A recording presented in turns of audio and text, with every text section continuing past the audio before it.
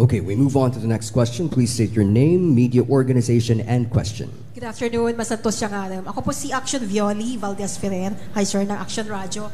Masalamat po at napasyal kayo dito sa Pangasinan. So ang tanong ko po, ano po kayang pwedeng batas o programa na maaari nating isulong sa Senado na direkta pong mabibinipisyuhan ang mga Pangasinense, particular sa infrastructure, social services at iba po? Peterson. Kanina kausap namin si Mayor Belen, ano? Natuto kami sa kanya eh. Dahil, anyway, meron din kami sinuggest sa kanya kasi meron siyang scholarship program. I mean, the city government of Dagupan, maganda yung kanilang scholarship program. Hindi katulad nung tertiary, yung pre-tertiary education act na pinasa sa national level. Doon mataas yung standard. May entrance examination, qualifying exams. Dito pala, basta pumasa, at basta mahirap, kasama sa programa. Which is, I think, should be replicated sa national level. Kasi discriminatory. Alam nyo, pag malnourished yung bata, dahil mahirap ang magulang, medyo kulang yung mental capacity. So, paano papasa doon sa qualifying exam para pumasok sa mga SUCs ng libre? And then, as doon sa oversight, nabanggit din niya, personal experience dito, yung palang CHED, no? Pinagbabayad muna ng matrikula yung mga bata. Tapos nire-rebate. Minsan hindi raw nire-rebate. So, oversight ito ng Senado, ng Kongreso. Tingnan. Kasi every year, pinopondohan namin yung CHED para sa pre-tertiary education. So, pwede rin i-adapt sa national scene yung basta wag lang bumagsak, kasama ka na sa, para magkaroon ka ng qualification for employment. And that's a very good model being implemented by Mayor Belen ng Dagupan and the city government, which I think should be adapted do sa tertiary education. Pag bumagsak, di tanggal. No? And I suggested to her, wag naman tanggalin altogether. Baka naman may problema yung bata, hindi nakapag-aral, may inatinan na mas seryosong bagay, kaya lumagpak do sa pakunin uli ng parang examination para sa re-entry, which she said she's going to propose na i-amend yung ordinance in that regard. So maganda yung mga dialogue with the local government officials. Natututo kami, meron kami napupulot sa kanila na pwedeng i-apply sa national and vice versa. So yun ang isang pwedeng magawa para matulungan yung taga Pangasinan, taga Dagupan in the field of education. Kasi education is also providing social services to our youth, di ba? Yung sa magsasaka naman, meron tayong Pre-Irrigation Act, no? Baka lang hindi alam ng mga magsasaka na wala nang bayad, wala nang irrigation fee. Tapos meron din tayong Student Fare Discount Act, meaning pag public transport, baka hindi nakukuha ng mga estudyante na meron silang discount sa mga public transport. So, yun ang maganda kasi mapag-usapan between local and national kasi we learn from each other. Tito Sen, Attorney Abalos. Yes. Aside from that fact, isa sa mga dapat nating bantayan sa oversight nga yung paggamit ng budget eh. Kasi itong taon na to, ang laki ng inalis sa education eh. Kusang lupalop nilipat, hindi ba? Dapat yun, una, dapat hindi nangyayari yan. Kung nandutong kami, hindi mangyayari yun eh. Anyway, kung God permitting, makabalik kami ron, yun isa sa mga babantayan natin. Yung CHED at saka DepEd, hindi dapat mabawasan budget yan. Yung CHED, kaya ako malungkot dahil nung doktor para sa bayan na principal author ako, dapat yun 40 students every year na matatanggap per SUC na merong medicine proper. Eh, yung budget daw, lang. 24 students lang. For this year, pero nung nakaraan ng mga 4-5 taon, 40. So, yung mga ganun eh. And then, pagdating doon sa mga fisher folk, sa farmers, God permitting, I will file a bill making government buy 50% of the output of all farmers and fisher folk at their price. Doon na ilagay yung 50% sa mga traders at saka sa mga middlemen. Pero kung garantisadong binibigyan sila ng gobyerno bibili ng gobyerno, ibebenta rin naman ng gobyerno yun eh. Kaya lang sa presyo ng farmer ang pagbili sa kanila. Di ba? Saka sa fisher folk. Hindi babaratin. Ano, ang sa gobyerno naman, narinig ko na isang araw, may in-interview, parang pumapalagpak nga sila doon sa 20 pesos na bigas. Dapat matuwa sila, hindi nila dapat pintasan because mahusay din naman talaga yung bigas. Pangalawa, sabihin ganyan, 17 pesos per kilo daw aabono ng gobyerno, subsidy. O ngayon, so masama ba yun? Pera ng taong bayan din yun. Di ba? Kakainin ng tao. Palagay mo na may sinasabi sila 4 billion ata a year. 4 billion a year. That's a drop in the bucket doon sa napo 4 barrel eh. Di ba? O hindi papunta sa taong bayan, kakainin ng taong bayan kaysa sa ibubulsa ni Kulapo. Di ba? Yung ganun eh. Yan ang mga ikangay gusto nating ibalik na mentality sa Senado. Thank you very much. Attorney Abalos. Okay, two things. Social services and agriculture. Isa sa pinakamalaking problema ng bansa natin na talagang kinakaharap ay ang kabataan natin, ang stunting. Ano yung stunting? Ang hindi tamang pagkain ng nutritious food. Apektado hindi lamang ang height, pati ang utak ng bata. Kano katindi dito, halos damage na ang brain ng bata. Year 2000, ang stunted is 1 out of 3 Filipino children. Ngayon, 2025, 1 out of 4 Filipino children are stunted. You could just imagine anong future na ating kinabukasan. 20 years ago, nung ako'y mayor ng Mandaluyong, kulerat kami sa Metro Manila. Inalagaan namin, we launched then the Millennium Baby Project. Buntis pa lang inalagaan na namin. Ilista namin lahat ng buntis, pinakain namin ng tama, we promoted breastfeeding, paglabas ng bata, nakatutok pa rin kami. Binigyan namin ng tama pagkain ng mga nanay. And every month, bawat barangay health worker nutrition, binibigyan namin ito. At pinaka-crucial dito, tandaan nyo ito. From that time, kakain na ng solid food ang bata. Kasi yung iba sa atin, pinapakain am. Ano yung am? Tubig na may bigas. So, anong nangyayari dito sa mga bata? Dun, yung first 1,000 days, dun na-damage ang utak nila. At that time, kailan pumapasok ang gobyerno? Pagdating dito sa mga barangay mga barangay schools, binibigyan ng mga ano, pero it's already too late. The damage has been done. So if ever ang babaguhin ko rito, what happened to Mandaluyong? Nag-number 1 kami sa Metro, naging number 1 kami in nutrition in the whole country. We calibrated that with our educational system, and you know what happened? Nag-number 1 kami sa National Achievement Test. Meaning, it's not all about educational system. The most important thing is the material, the brain of the children. Nutrition. No? So, kung anong gagawin ko rito, tututukan ko po yan. I will make sure from the time na pinanganak, lahat ang programang ito'y nakatutok. Kung may pondo LGU, so be it. Maraming mga pondo LGU. Kung wala, you could make use of the SWD or you could make use of the Department of Health para mabigyan na sapat na tutok ang mga batang ito. Because stunting is a very serious problem that will be the future of our country. Yung mga batang ito. We must invest in this. Pangalawa, agriculture. Tamo po sila, Pangasinan is agricultural also. Ang bigas, nasabi na po ito, we will file for the amendment of the rice tarification law. Bakit? Sapagkat ang rice tarification ng araw with NFA, pwede lamang siyang bumili ng bigas at pwede siya magbenta kaagad. Tinanggal yung kapangyarihang magbenta. Only on 2 instances, spoilage at kung may rice emergency. Otherwise, lahat ng binibili niya, iniimbak lamang sa bodega, pabinibigay lamang ito kung merong bagyo, kung may earthquake. Pero what if, bibili mo ito sa magsasaka ng magandang presyo, ibebenta mo kaagad, at matutuwa pa ang pulubi ko sa tamang presyo. You're supporting now the farmers. These are amended that should, dapat i-empower natin ang NFA. Give them so much money. No? Isipin mo kung 10,000 trucks umiikot, binibili, ang laking tulong sa mga magsasaka ito.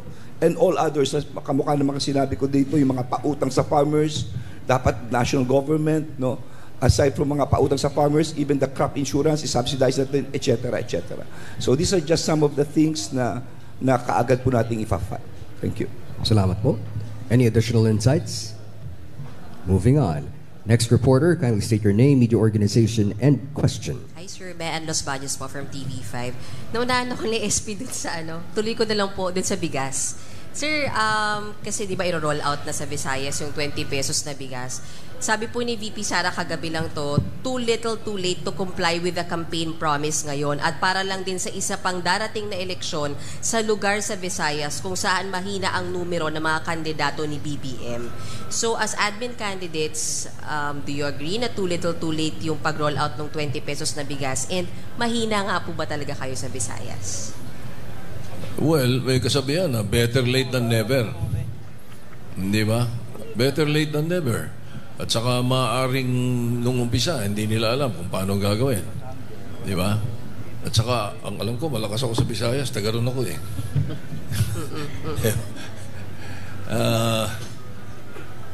As I said kanina, sa subsidy raw, gobyerno daw magbabayad. Dapat, pera din nila yun eh. Tapos taong bayan din nakakain eh. Nung pera na yun eh. O na magiging bigas eh. Or whatever commodities na pupunta sa taong bayan eh. Kesa nga makukurap lang eh. Kanino na gusto mapunta? Sa bulsa ng mga kurap. Bigyan na natin sa subsidy sa mga kababayan natin para hindi magutom. At maging mura ang bilihin. Ganun ang mentality ko. Suspicious daw po kasi dahil malapit sa eleksyon yung pag-roll out ng 20 pesos na bigas. Ganun talaga eh. Whatever timing it is, kahit na last year pa yun, sasabihin niya na konektado sa election. Ganun talaga. You will never be able to please everyone. The important thing is you do what is right and do it. For the benefit of the people, whether it's elections or not. Thank you po. Yes, Mayor Abby. Siguro yung sinabi lang ni Mea na suspicious yung timing. Sasabihin mo ba sa mga tao, after the election na lang doon ko lang ibibigay yung murang bigas kasi sasabihin na namumulitika ako. Hindi naman ho ganun ng trabaho ng gobyerno eh. Kung maibibigay mo na ngayon, ibigay mo na. Hindi mo pwede sabihin na, mag-aantay ako ng magandang timing. I don't agree when we say it's too late because the president has only been, this is a mid-year. It's only been 3 years.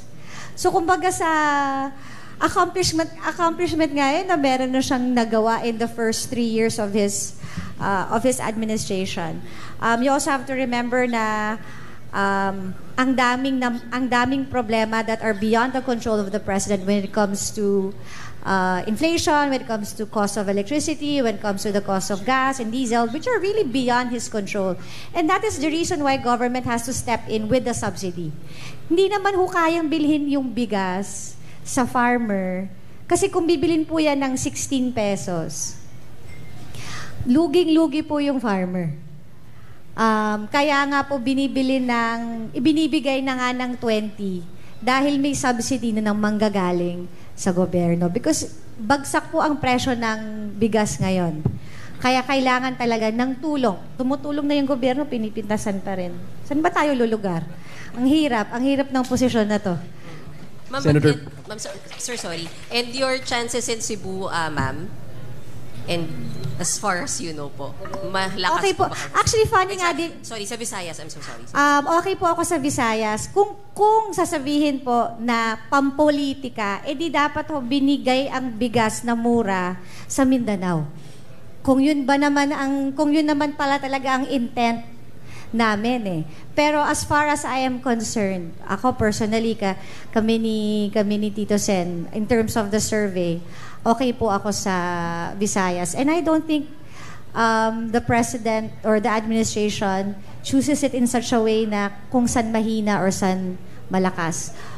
I feel that the judgment call was based on sino ba yung talagang nangangailangan. Kaya yun ang pinili. Senator Ping. Ako, my take, pagka tinutulungan mo yung kahirapan at saka gutom, nothing is too late, nothing is too little. Gutom yan sa kakahirapan yun lang. Attorney Abalos. Well, hindi naman sa eleksyon to. Maganda intensyon ng ating Pangulo. At alam nyo lahat ito, matagal niya mithiing gawin 20 ito. I mean, it's on the records. Tingnan ninyo, matagal niya mithiin. At sinabi niya pa ito. And it's being bashed left and right. Ngayong ginawa niya, is again being bashed dahil eleksyon. Hindi naman ganon. Talagang nagkataon lang na alam naman natin ang presyo ng bigas, mababa ngayon at yung iba sinubsidize niya na lang. No? Basta ako, naniniwala ako, napakanda ng intensyon niya at walang timing ito. Ngayon lang ang nangyari, talagang nagawa niya na po itong mga panahon na ito. Thank you. Congressman Roy. Matagal na pong niningil yung taong bayan kasi na-promise po yan. And suddenly ngayon nga ho naibigay kasi pinag-aralan, I believe, matagal na ho yan when I was still cabinet secretary, pinag-uusapan po sa mga cabinet meeting, how do we do this? Alam ni Secretary Abalos ito, kausap lagi yung DA. How do we do this? Paano natin mapababa? So ito na nga, napababa nga. Pero I think, may nagsabi pa, ningas kugol lang yan. Baka next week wala na yan. I think the best way para ma-maintain po ito, or at least mababa yung presyo ng bigas, we have to review the rice tariffication law. Yan po yung sinasabi ko. Kasi sa RTL, pinigilan po ng RTL na magbenta ang NFA ng bigas sa palengke. Kaya wala ka nang makitang NFA rice. Alam ho ninyo yan, mga taga-Senate reporters po. May mga pumipigil po dyan ng mambabatas. Hinaharang po yung na bawal magbenta. Nagbenta nga, sabi, babaho na raw. E paano hindi babaho? Kasi 2 months pa, doon sa RTL law, bibili nga yung NFA pang-imbak lang, pang-emergency buffer. Tapos, syempre, after 2 months, di na maganda yung bigas. Tsaka ibibenta kasi sa mabulok. Pero pag alisin mo yan, i-review mo yan sa RTL, bumili yung farmer ng bigas, i-dispose niya sa mga kababayan natin, immediately after, wala akong magiging problema. Hindi mangangamoy yan, hindi walang kulay yan. Parang before, when you were young, when you were in grade school, may NFA rice pag pumunta sa palengke. Ngayon wala ho eh. Puro mga rice traders ho yun, yung mga benta ho ng mga rice traders po yun. Tapos, kung may RTL ho tayo, hindi po mababarat ang mga farmers. Tama po yung sinasabi kanina na sa farm gate, kung ano yung presyong gusto mo, di sige, bibili ng gobyerno. Tapos ibubenta ng gobyerno ng mura ng NFA. Sasabihin, lugi ang gobyerno. So what? Total, nagbibigay na ang gobyerno lagi ng ayuda. Nagsasubsidize na kung ano-ano. Why don't we subsidize yung bigas para lahat makatikim? Hindi lang yung poorest of the poor, pati yung middle class, pati above middle class, makabili na maputi at mabangong bigas. Kasi right now, ang murang bigas, pag sinabi mong 20, 30, may amoy, etc., hindi maganda. Kaya nga, gawin natin yung mga subsidy para sa poorest of the poor, ibigay lahat dyan sa NFA para makabili sila ng bigas, and then yung NFA, ibenta yung bigas immediately after they purchase the mga farm gate para may murang bigas lagi. And that's how you sustain cheap rice. Unfortunately, yung RTL na yan, since na umupo ako sa Congress last year, kontra na ako dyan. Ang problema, binabago namin sa Congress, kinukuting-ting, hinaharang sa Senado. Yan lang po. Salamat po. Thank you. Ako po si Eva Vesperas ng Sunday Punch. Ang tanong ko po, maraming mangingisda mula sa Pangasinan ang umaaray dahil sa panggigipit ng mga barko ng China sa West Philippine Sea. Nawawalan sila ng hanap buhay at kinabukasan. Kung kayo po ay mahalal bilang senador, ano po ang konkretong tulong o aksyon na maibigay ninyo para matulungan silang makapagsimula muli at maprotektahan ang kanilang karapatan sa ating sariling karagatan? Maraming salamat. Maraming salamat. We are now open for your answers for our senatorial candidates. Senator Tol Tolentino. Siguro po, mahigpit natin ipapatupad yung Republic Act 12065, yung Archipelagic Sea Lanes Law, na maliwanag po kung saan dadaan yung mga malalaking barko galing sa ibang bansa, yung maliliit na bangka ay nasa labas. So, sa ganung paraan, may iwasan po yung banggaan. Yung pambubuli, alam ko po yung nangyari sa Villasis. Ako po ay nakipaglamay din po doon sa mga kababayan natin na nabangga ng isang malaking barko dito at nasa isang husgado pa ho ito sa Singapore para makakuha tayo ng claims. Ang kailangan po siguro dito ay patuloy na palakasin natin ang Coast Guard at ang BIFAR at idagdag ko pa ho dito yung PNP Maritime Police Command na sa ngayon ay medyo mahina. At gusto rin po natin mangyari na ipakita sa China na may katapusan naman yung kanilang ginagawa. Hindi naman po siguro kailangan na 57% lahat ng manggagaling sa West Philippine Sea ay mapupunta sa kanilang hapagkainan. Hindi naman po siguro karapat-dapat na yung yaman ng dagat natin, kabilang po siguro ang 5.4 billion barrels of oil sa West Philippine Sea ay naglalaway pa sila. Ito po ay pag-aari ng Pilipinas. Makakatulong sa pagbaba ng kuryente natin at gasolina. At siguro dapat ipakita natin bilang isang bansa na nagkakaisa po tayo. Marami pong mga bagay na naungkat kami kahapon na hindi napakaganda at kanais-nais dahil may mga nalilinlang, nalalansi, naiiba yung pag-iisip dahil sa mindsetting na ginagawa ng People's Republic of China. Malawakan po ito. Nakita niyo naman yung nangyari nung nakaraang February 25, 2025, yung nahuli sa El Grande sa Subic, yung nahuli po maging sa Makati, sa San Antonio Village, yung mga espiya doon, yung nahuli po sa Palawan, yung Palawan 5. Lahat po ito ay magkakaugnay. Hindi lamang po doon sa tinanong mo, lahat po ito ay magkakaugnay, isang concerted effort to really undermine the democratic system and our way of life here in the Philippines. So, mahaba-haba po yung sagot ko dyan, pero yun lang po yung tugon ko.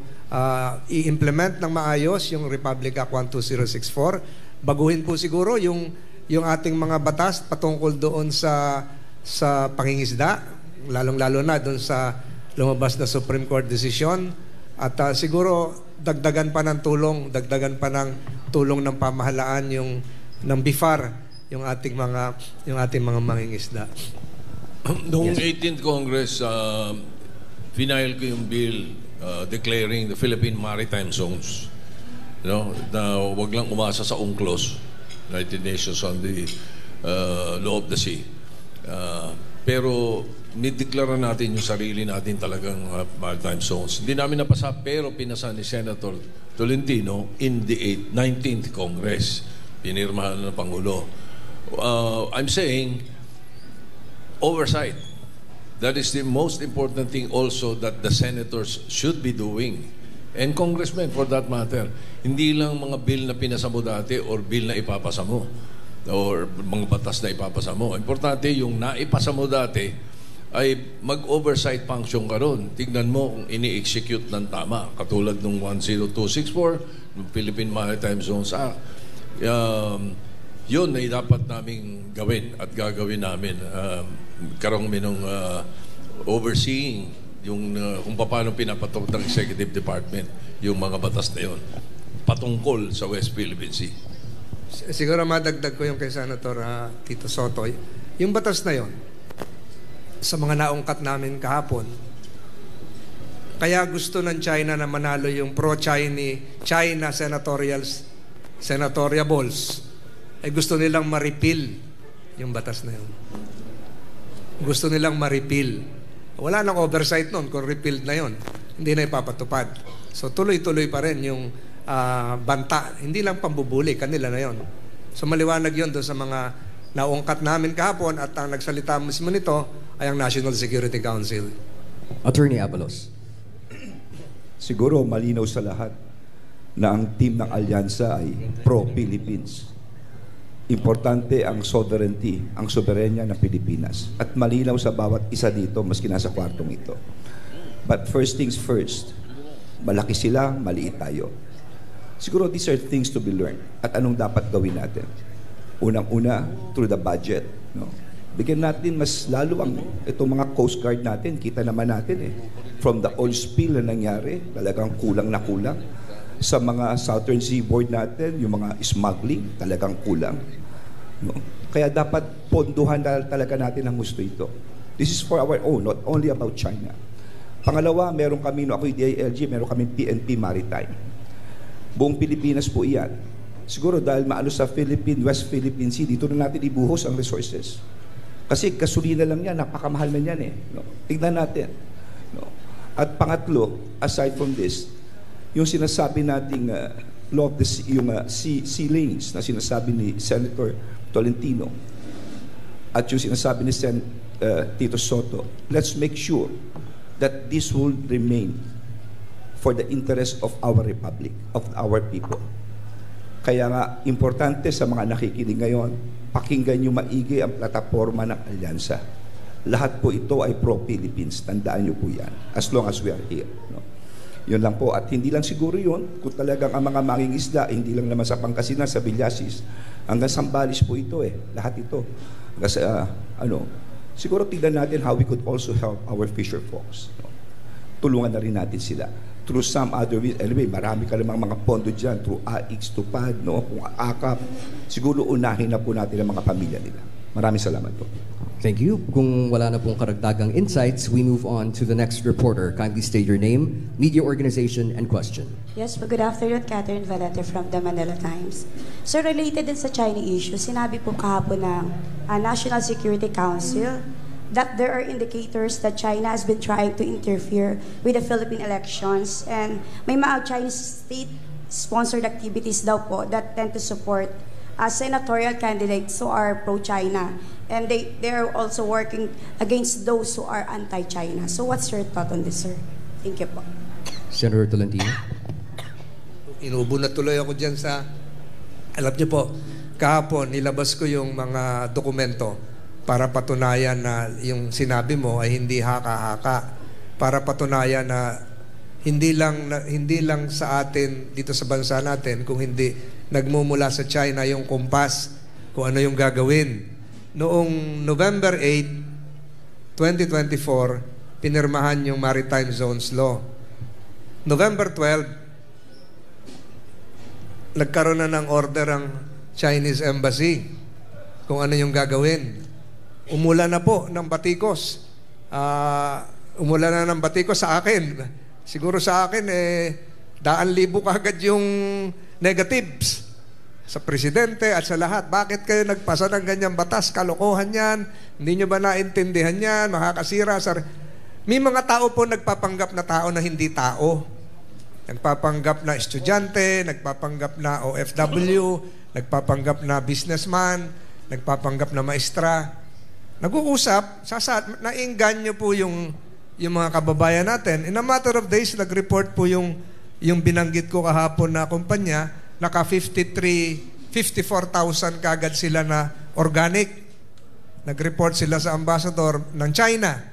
Si Ambassador Wang, na sinasabi lagi, ay patuloy ang pagkakaibigan ng Pilipinas at China. Subalit marami tayong mga kaibigang nalilinlang. Ganon din po sa Pangasinan.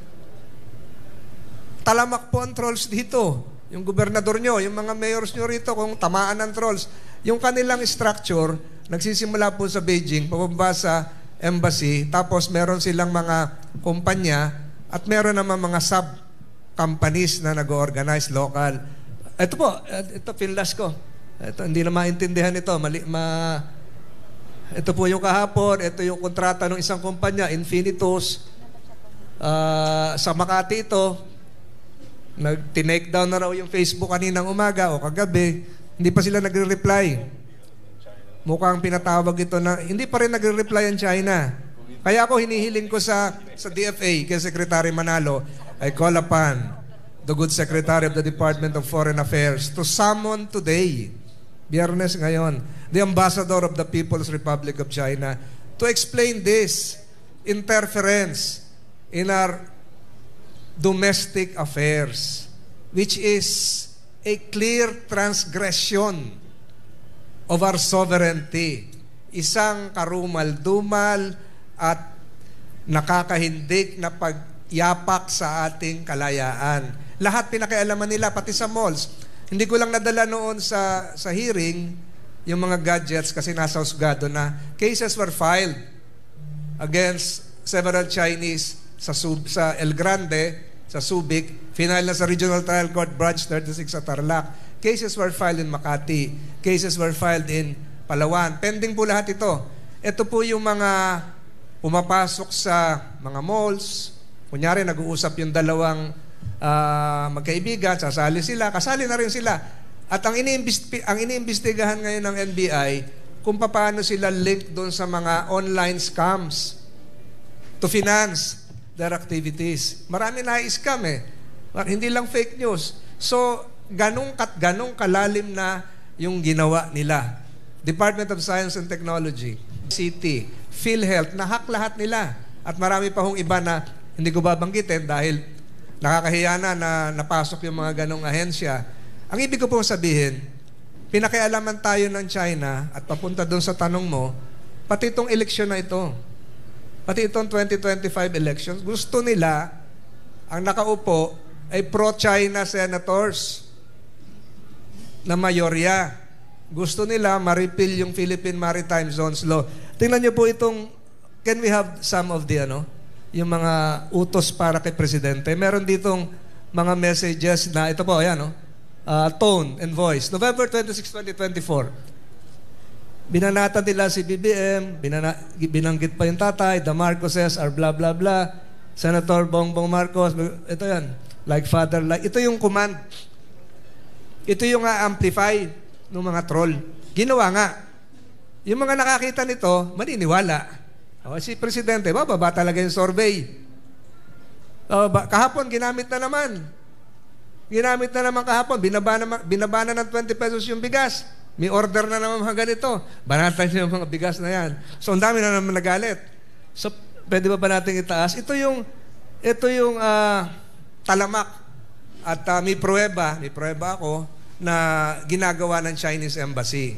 At merong 1 million kaagad yung views pagkatapos ng isang insidente na hindi ko na ikukwento. Alam nyo na yon kung saan nagkaroon tayo ng emotional reaction. Yun din ang nangyari. Pakita mo nga yung cheque ng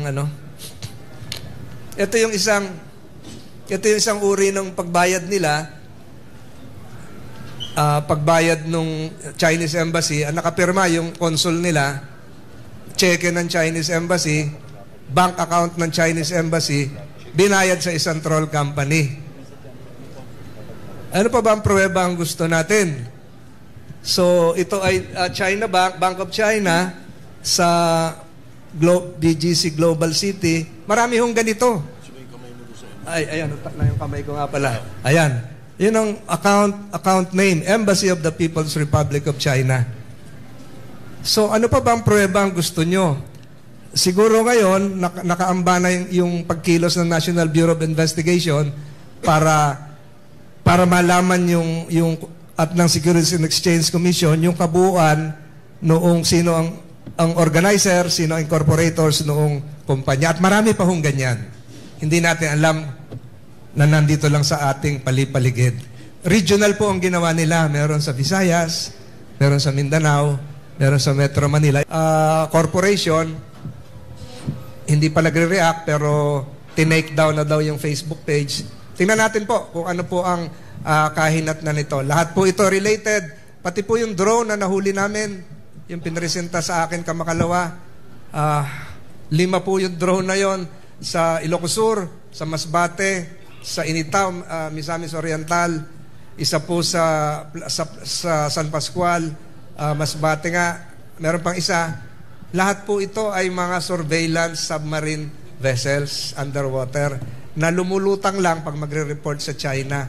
Meron silang boya na naglulutang sila at nagtatransmit ng message. Nasa hawak na po ito ng Naval Intelligence Authorities natin at Fino-Forensics na. Maliwanag po ito, coordinated lahat. Maliwanag po ito, iisa ang nagkukumpas, iisa ang baston. Maliwanag po ito, iisa ang direksyon. Pahinain po ang Pilipinas. Thank you. Senator Ping. Yes.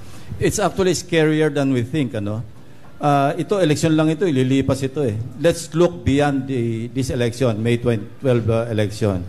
If you recall, only last month, March 2025, may nahuli yung NBI with the Armed Forces of the Philippines. Several Chinese and Filipinos na nag-iikot sa Malacanang, Camp Aguinaldo, US Embassy, and other installations. Nahuli ng mga equipment.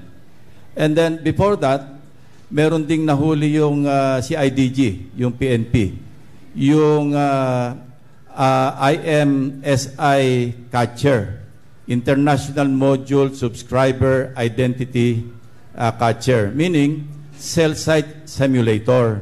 Ito yung nakaka-intercept ng mga messages sa mobile phones and other technical equipment.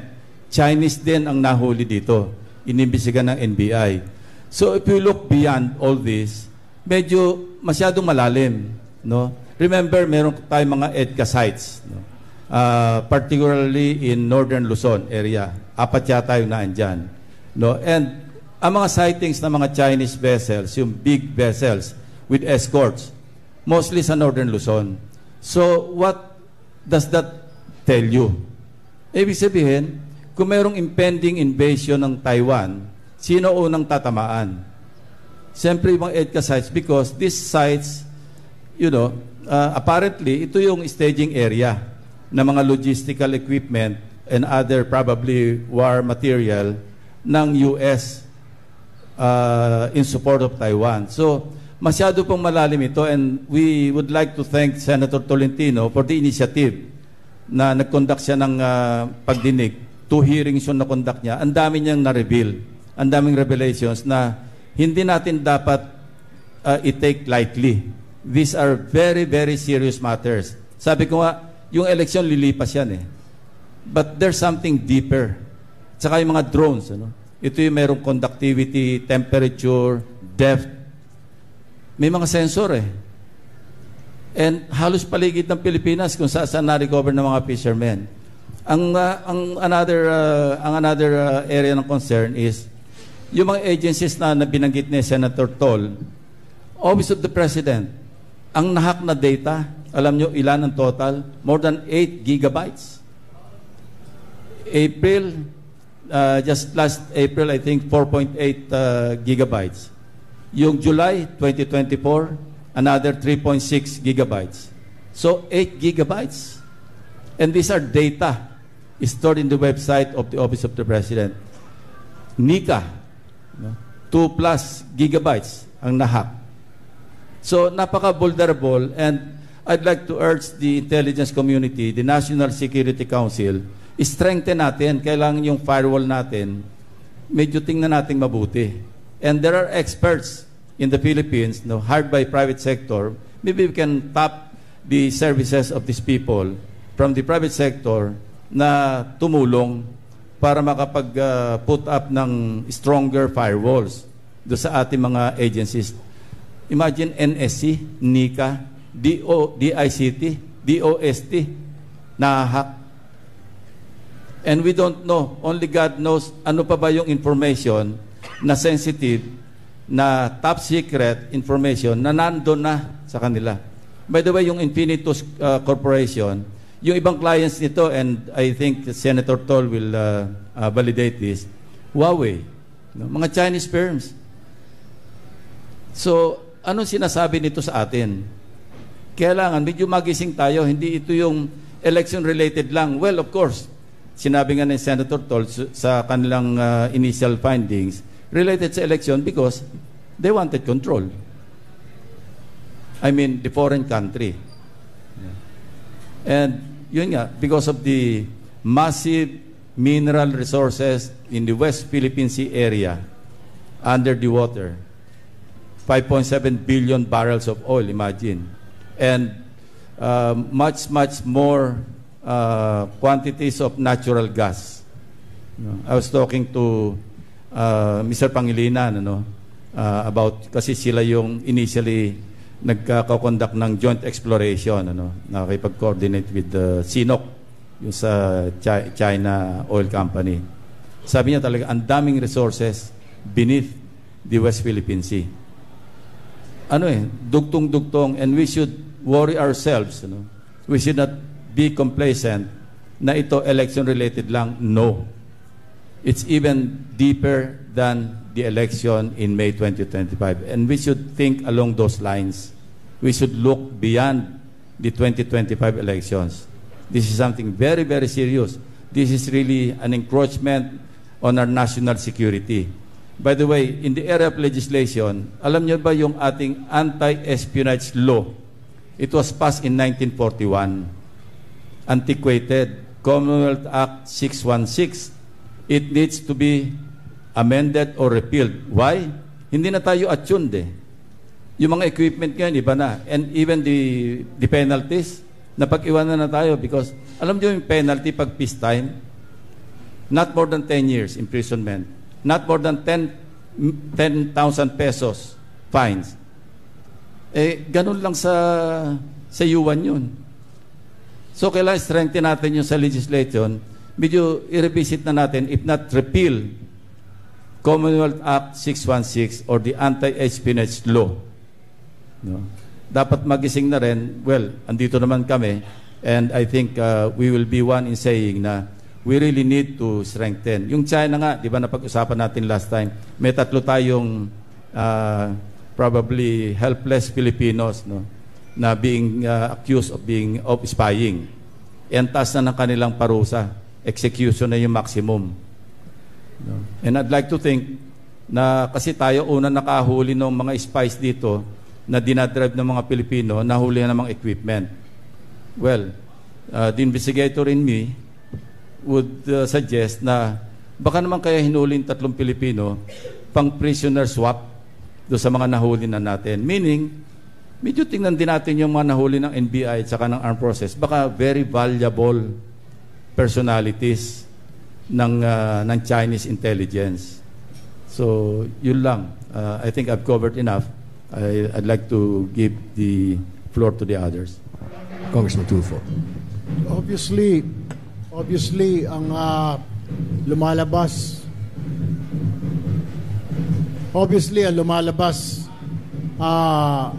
parang gusto ng China Senate-controlled, Chinese-controlled Senate, Chinese-controlled House of Representatives.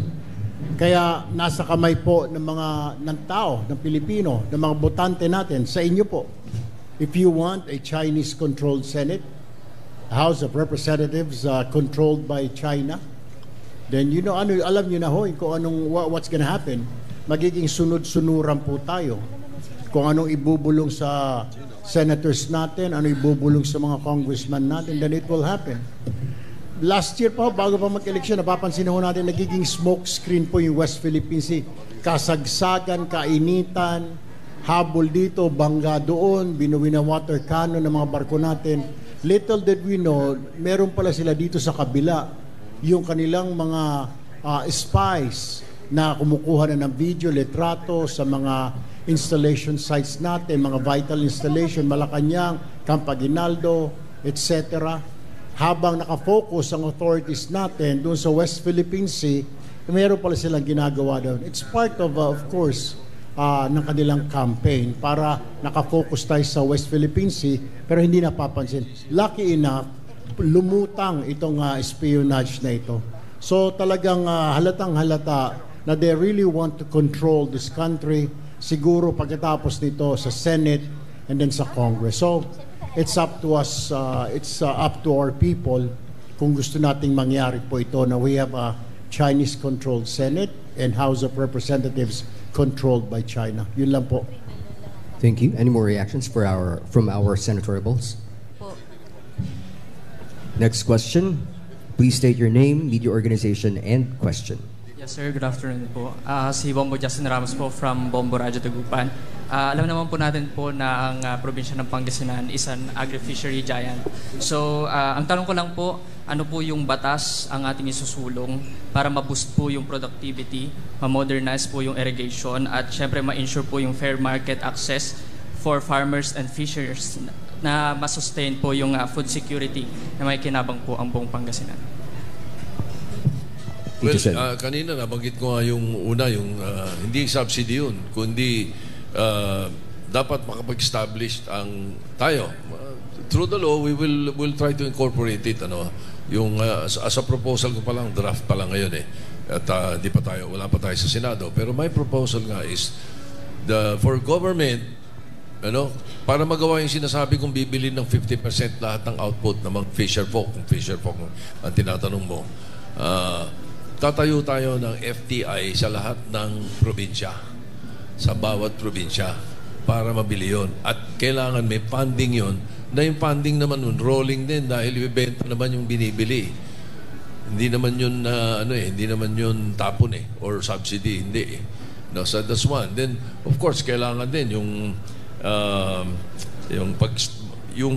the usual infrastructure, kailangan din may additional funding na imbis na kung saan mapupunta yung mga unused funds na dati na pinopropose ni Senator Lacson, yung BRAVE, Budget Reform Advocacy for Village Empowerment, mailagay sa bawat probinsya na may funding for agriculture, for livelihood, for infrastructure. Pagka ganun, bawat probinsya, 82 yan. Kayang-kaya talaga at kayang gawin yung mga ganung mga bagay.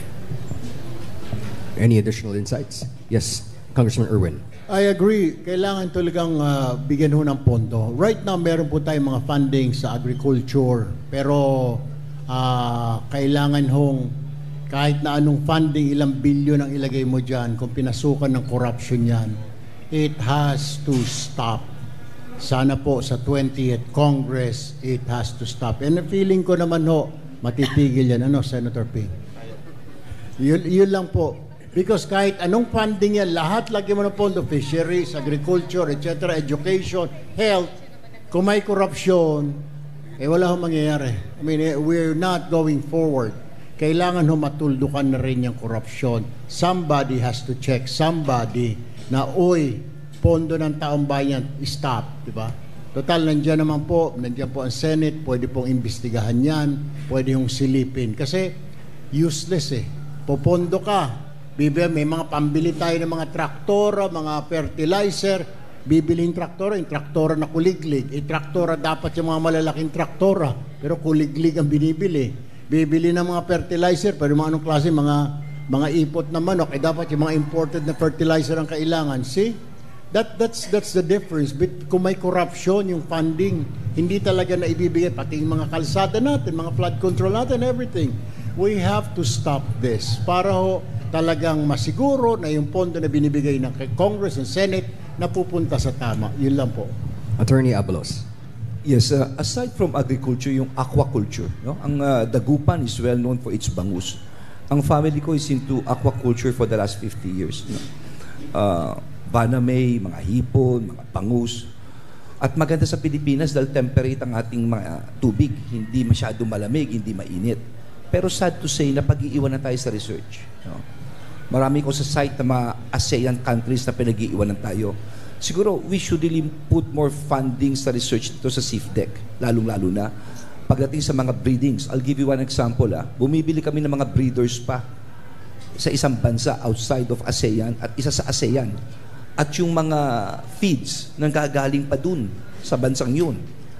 Yung iba doon nang gagaling. So, if we could develop these things na about feeds, about dito sa mga breeders na ma-develop natin para maano natin aquaculture dito. Importante sa lahat yun.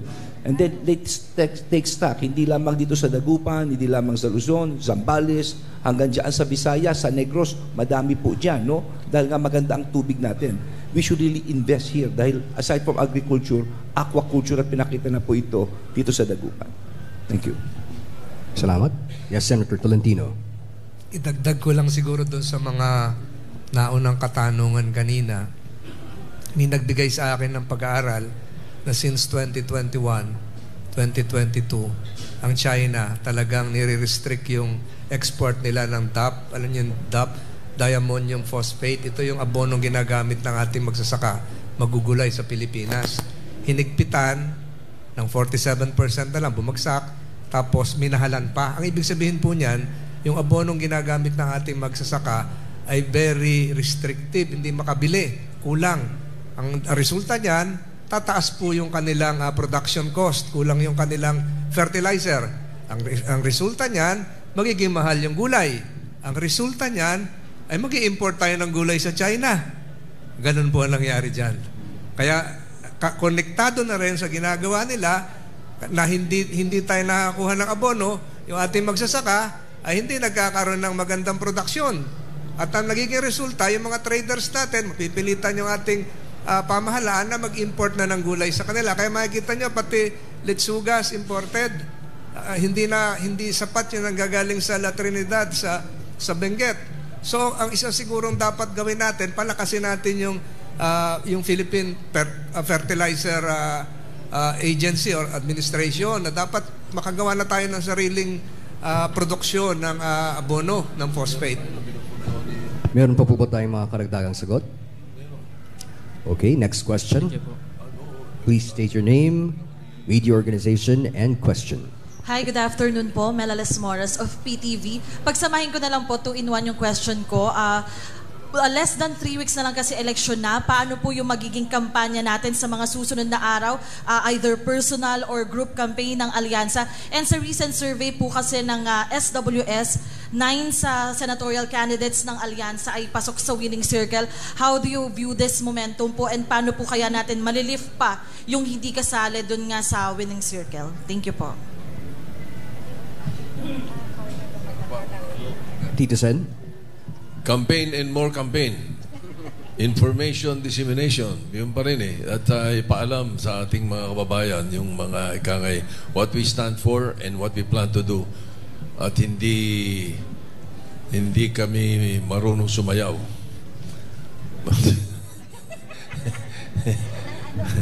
Pagdating sa gawa ng batas, doon kami magaling. Para sa ating mga kababayan. Magaling din kami gumastos ng pera ng taong bayan. Sa tama. Ginagastos namin para sa taong bayan. Ako nga, ang plano ko nga 6 na taon, hindi ko kukunin sweldo ko Ibibigay ko sa mga mahihirap na estudyante para sa pag-aaral nila. Kaya, kampanya pa kami ng kampanya. Sabi ko nga kay Senator Tolentino, pag nalaman ng mga kababayan natin yung investigasyon na nauungkat niya at malabas na talagang magiging agrabyado yung bansa natin pag hindi tayo alert. Abay, kailangan natin si Senator Tolentino doon. Kasama si Senator Abalos at kami lahat na narito ngayon. So, hopefully, madagdagan pa yung nakikita mo na maaring kami manalo sa May 12. Thank you. Maraming salamat dito, Sen, at sa aking mga kasama dito. Sa tagal ng kampanya, parang pamilya na kami. Ramdam mo yung dalahan ng grupo at nakakatuwa, nakakatago sa puso itong ginagawa. Eto lang, bakit kami nangangampanya? Dahil para malaman ang gagawa, ang magiging senador ay ang uukit ng direksyon ng ating bansa. Gagawa ng batas, gagawa ng pulisiya, at mag-iimbestiga. Tignan nyo ang nagawa na, tignan nyo ang plataforma, kaya parating present kami sa ganito para mas lalo nyo makilala. No? So yun lang, tama si Tito Sen, campaign, more awareness. Importante po yun. At maraming salamat Tito Sen at sa mga kasama ko rito. Thank you. Basically, last 3 weeks, that's what we're doing right now, every day. Kung hindi man ang Alyansa, kanya-kanyang lakad namin, kagaya sa yesterday, the other day, sa Pampanga, nagtungo doon. May mga kasama kami, magkasama-sama ho kami. And then I was asked na paano ka makatulong. And I said, siguro kailangan mag-focus kami doon sa mga kasamahan namin laging behind.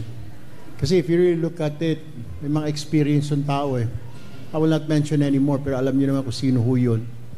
Yung isa ho, he's fighting against China. Di po ba?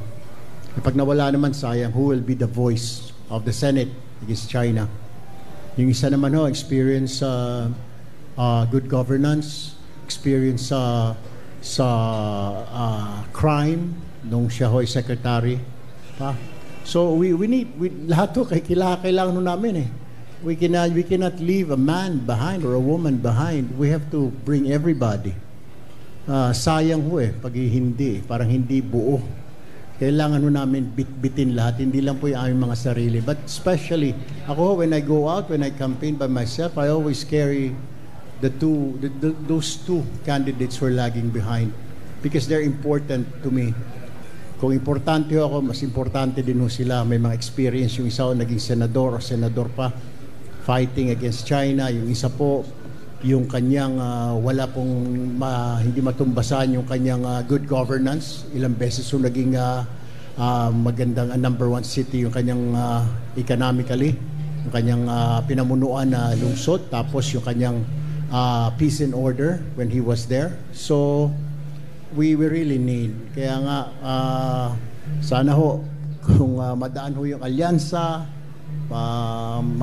kasama ko kami sa balota ninyo, sama nyo na ho lahat siguro yung 11 because sayang naman ho, we really have, because I believe and I can vouch lahat po ng nandito, lahat po kami, we really work hard, hindi po masasayang ang boto, and you will not say sayang ang boto ko dyan. Maraming salamat po.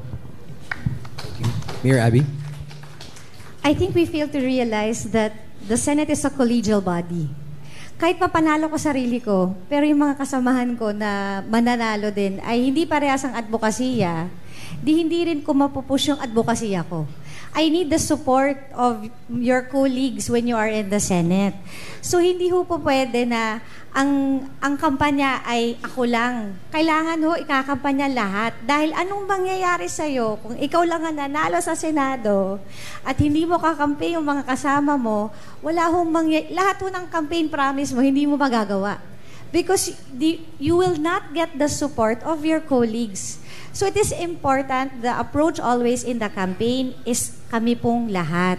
Hindi ho pwedeng ako lang. Kailangan kami. Thank you.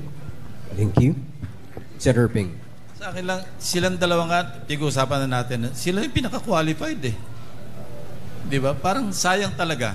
Sayang. Parang sabihin natin sa mga kababayan natin, sayang ang boto pag hindi sila nasama ng dalawa. Thank you. Additional comments? Reactions? Okay. Senator Tolentino? All right. Yan na po ang ating huling katanungan, and ang susunod natin na gagawin ay makikinig po tayo sa kanilang mga short messages para sa ating lahat, and especially for those who are from Pangasinan, and then we will have a short photo op with our senatorial candidates. Pagkatapos po nun ay alas 3 mamaya magkikita-kita naman tayo sa main hall para sa ating campaign rally. So sa punto pong ito, to wrap up the press conference, I would like to call on once more the Alianza senatorial candidates to give their short parting remarks para sa ating mga kaibigan dito sa Pangasinan. Simulan po natin. Number 1 sa balota, Senator Ben-Hur Abalos. Well, maraming salamat. Aliansa para sa pag-unlad. Aliansa ng bagong Number 9 sa balota, Senator Abby Binay. Pagkaan po kami kay Mayor Belen, well, at least aircon po yung ating venue today kasi kawawa po ang ating mga attendees. Kaya at least comfortable po tayo ngayong araw na ito. Number 33 sa balota, Senator Ping Lacson. I'd like to echo that. Napakagandang pagkakataon na makadaupang palad ang mga kababayan sa hindi napakainit na init ng araw. So maraming salamat, Mayor, na yung ating venue medyo maginawa para sa ating magiging future employers, kumbaga. Kasi yung election, alam nyo, parang job application yan eh. So, yung mga employers nasa initan, mabuti nandiyan sa aircon. Number 59 sa balota, Senator Tito Soto. We rely on our track record, para sa, lalo na dito sa Pangasinan, our experience, our track record, kami lahat, itong buong lineup ng, on a personal note sa akin, isa sa mga ginawa kong unang lungsod is Urdaneta. Dati municipality yun eh. Ginawa akong city yun nung 9th Congress. Di pa kayo pinapanganak. Lalo na itong katabi ko, hindi pa pinapanganak si B9. Ginawa akong city Urdaneta. So ako naman hindi naniningil, nagpapaalala lang ako. Thank you. Number 61 sa balota, Senator Francis Tolentino. Salamat po kay Mayor Belen na nag-iimbita na rin sa Bangus Festival. Mainit na yon sa labas. At sa mga congressman nakikinig sa labas, na pumasok dito si Congressman Mark Coangco. Nakita ko nakasilip dyan si Congressman Christopher Sitop, nandyan kanina. Nandyan din siguro sa likod si Congressman Marlene Agabas, si Congressman Estrella. Sino pa ba ang congressman? Si Congressman Gico. At lahat ng mga mayors nandyan nata sa likod. So maraming salamat po sa lahat ng pumunta rito at magandang hapon. Diyos ti agngina po. Number 63 sa balota, Senator Erwin Tulfo. Nais ko lang po pasalamatan si Mayor Belen dito po sa very wonderful na venue natin, parang hotel ho eh. Pangalawa ho, doon po sa mga botante natin, I am asking your help. Kung iboboto nyo po si Erwin Tulfo, 1, 2, 3, doesn't matter anymore. Please, pakisama nyo na lang po si Benhur Abalos and si Senator Tolentino. We need their help. Magagaling po eh. Kung sino-sino isaksak natin dyan na wala naman hong alam, eh mahirap naman ho. Baka sabihin nyo, sayang ang boto dito sa dalawa. I will vouch for you na hindi po masasayang ang boto. I promise. Maraming salamat po.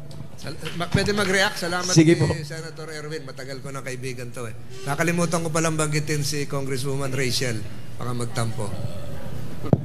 Thank you very much once again to our senatorial candidate.